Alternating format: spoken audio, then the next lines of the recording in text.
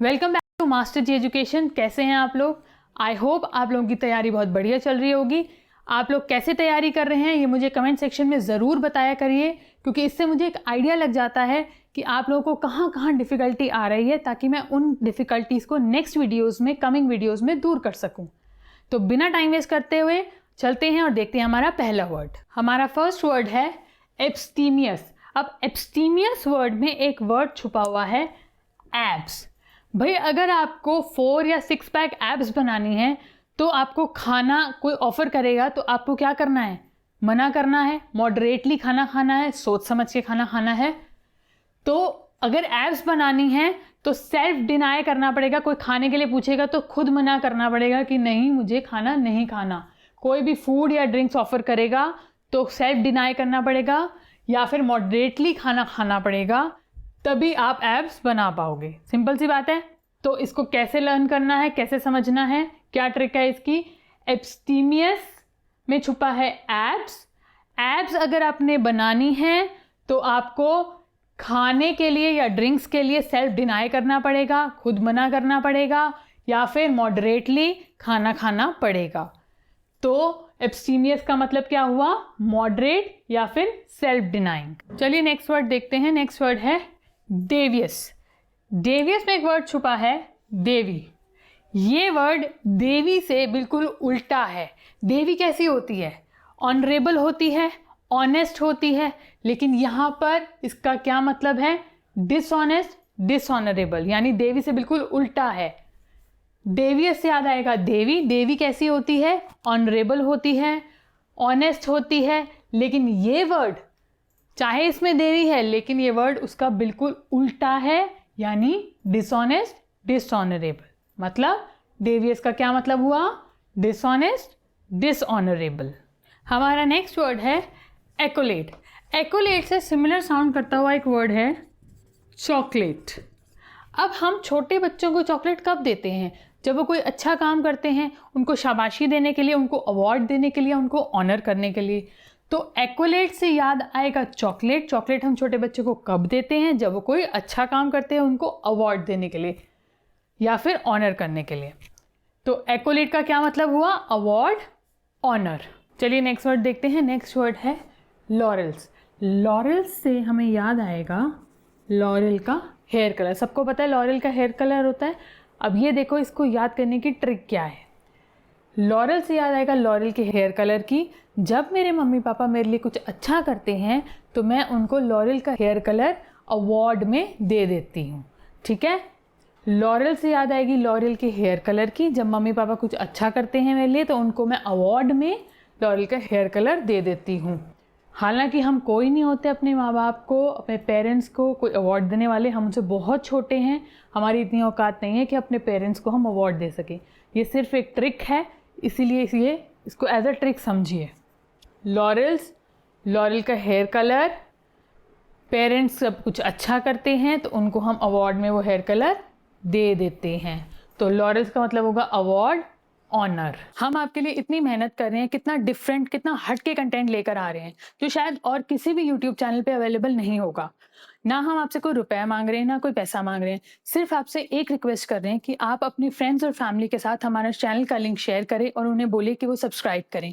इससे क्या होगा? इससे उनकी भी हेल्प होगी और हमें एक बहुत मोटिवेशन मिलेगी, ताकि हम और ज़्यादा और नई चीज़ें और अच्छा कंटेंट आपके लिए ला सकें।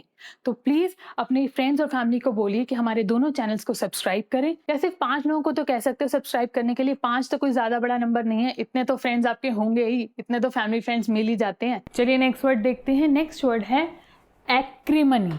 अब इस वर्ड से क्या समझ में आ रहा है? A crime for money.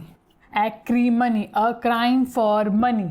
अगर कोई इंसान मनी के लिए या पैसे के लिए कोई क्राइम करता है तो ऑब्वियसली वो बुरी भावना से करेगा, इलविल से करेगा, बहुत रफ तरीके से करेगा या बिटर तरीके से करेगा।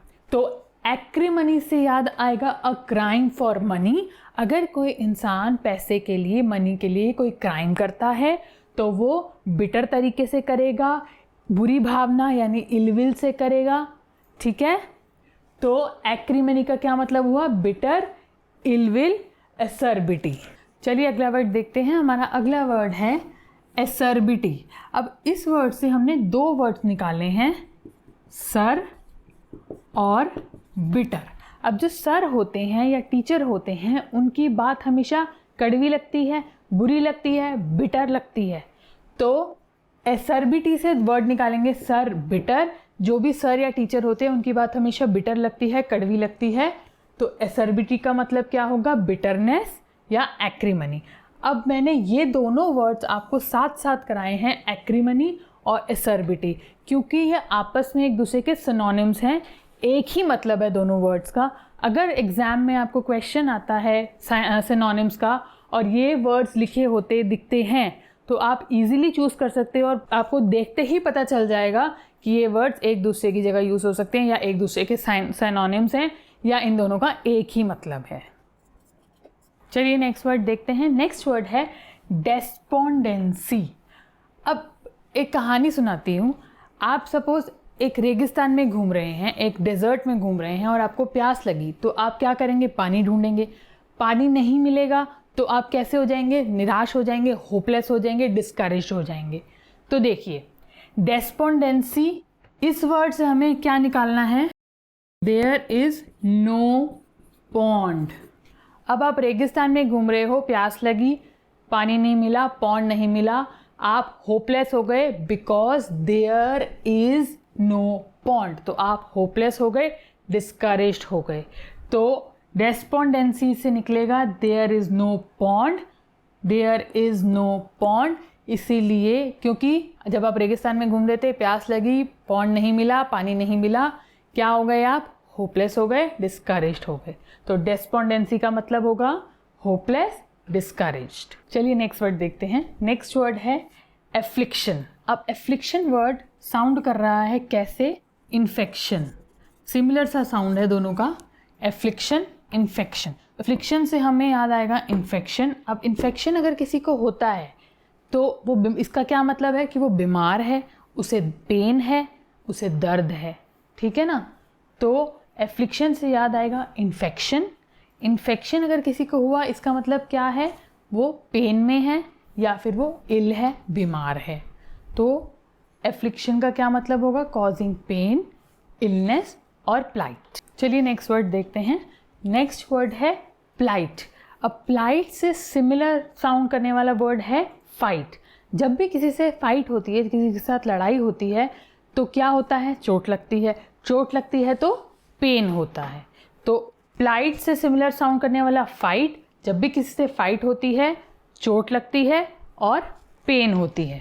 तो प्लाइट का मतलब है पेन, इलनेस। अब ध्यान देने वाली बात यहाँ पे ये है कि मैंने ये दोनों वर्ड साथ साथ कराए हैं। साथ साथ क्यों कराए हैं, क्योंकि ये आपस में एक दूसरे के साइनोनिम्स हैं। ये इन दोनों का मतलब सेम है, कॉजिंग पेन, इलनेस, प्लाइट। ये सारे दोनों वर्ड्स, एफ्लिक्शन एंड प्लाइट, ये दोनों ही वर्ड्स सेम हैं। अगर आपके पास एग्ज़ाम में साइनोनिम्स का कोई क्वेश्चन आता है और ये दो वर्ड्स दिखते हैं आपको, तो आप इजीली चूज़ कर सकते हो। चलिए देखते हैं हमारे पास कौन सा वर्ड है। हमारे पास वर्ड है ऑस्टियर। अब इस वर्ड से हमारे को सिमिलर सा साउंड करता हुआ वर्ड है उस्तरा। अब उस्तरा क्या होता है, आप लोगों को पता होगा, पुराने टाइम में जिस इंस्ट्रूमेंट से शेव करते थे। अब आजकल इतने फैंसी ट्रिमर्स आ गए हैं और आज के ज़माने में अगर कोई उस तरह से शेव करेगा तो वो इंसान कैसा होगा, बहुत सिंपल इंसान होगा। तो बस ऑस्टियर से याद आएगा उस्तरा। उस्तरा आज के ट्रिमर्स के ज़माने में उस तरह से कोई शेव करेगा तो वो कैसा होगा, वेरी सिंपल। तो इसका मतलब ऑस्टियर का क्या मतलब है, वेरी सिंपल। चलिए नेक्स्ट वर्ड देखते हैं। नेक्स्ट वर्ड है आर्टिकुलेट। अब इसको लर्न करने की ट्रिक क्या है, ध्यान से देखिए। आर्टिकुलेट से निकलेगा आरती तुम क्यों लेट हो गई। मेरी क्लास की स्टूडेंट आरती लेट आई। मैंने उससे पूछा आरती तुम क्यों लेट हो गई, तो उसने बहुत इजीली क्लियरली एक्सप्रेस कर दिया और क्लियरली एक्सप्लेन कर दिया कि वो लेट क्यों आई। ठीक है, ध्यान से देखेंगे दोबारा इसको।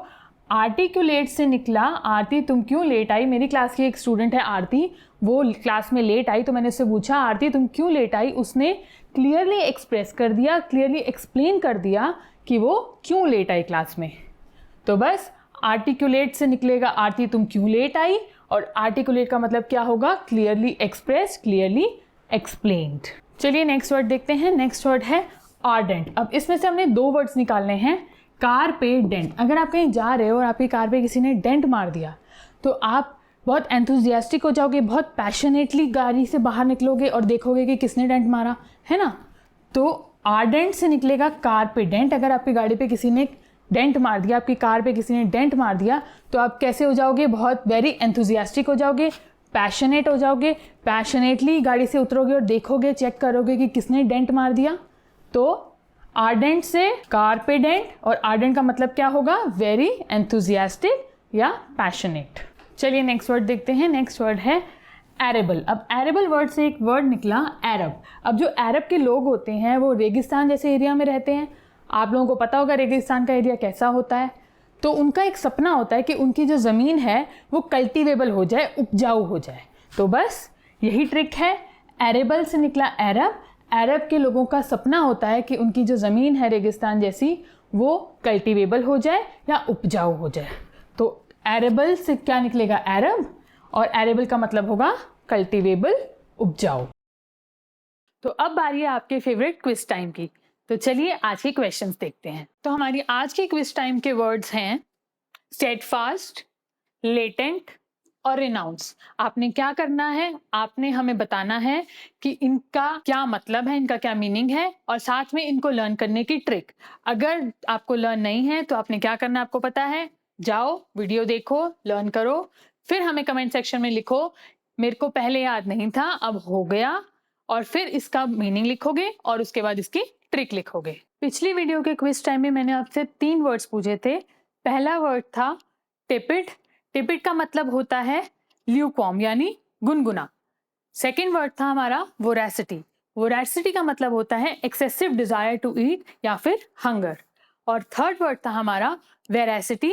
वेरासिटी का मतलब होता है ट्रूथफुलनेस या फिर करेक्टनेस या फिर एक्यूरेसी। इनकी जो ट्रिक्स हैं वो मैंने पिछले वीडियो में बताई थी। आपको आई बटन में प्लेलिस्ट का लिंक मिल जाएगा, वहां जाइए और इसकी ट्रिक्स देखिए। मेरा दूसरा चैनल कपूर खानदान जरूर सब्सक्राइब करना। बहुत अमेजिंग गिव अवे आया हुआ है उस पर। क्या पता आप वो लकी विनर हो जो वो गिव अवे जीत ले। तो जल्दी जाओ और अपने फ्रेंड्स से भी सब्सक्राइब कराओ और खुद भी सब्सक्राइब करो।